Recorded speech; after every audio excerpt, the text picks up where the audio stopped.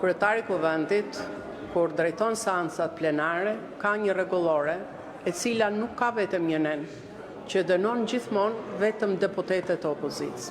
Ju keni gjitha pushtetet, s'keni vetëm super maggiorancat marrë ashtu si që keni marrë. Ju keni gjithë institucionet e pavarura, keni drejtsinë, keni parat, keni bankat, i keni gjitha, jeni gjithë investitor strategjik. Është e mira që të mash në rregull në këtë nëse mund quhet parlament, që për mua ka humbur misionin që në krijimin e tij, që të shohësh të gjitha nenet e rregullores.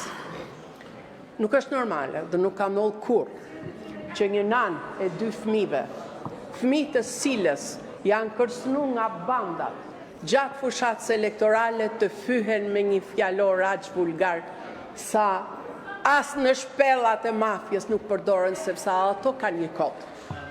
Nuk ka ndodhur kurrë në parlamentin e Shqipërisë që një mam tjetër e re me 2 fëmijë të vegjël të kërcënohet gjatë seancës plenare e ti thuhet që do të tregoj unë ty. Nuk ka ndodhur kurrë që deputeti të provokoj midhimjen e vrasjes së 4 dëshmorëve të demokracisë.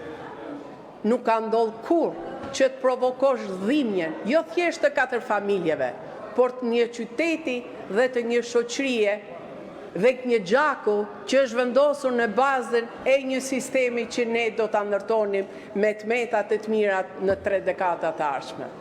Por kur një burr provokon mbi dekorin dhe merret vetëm me gra, ka vetëm një shprehje për te. Merre zoti kryetar. Ka për zhelësh e zjarre jashtë.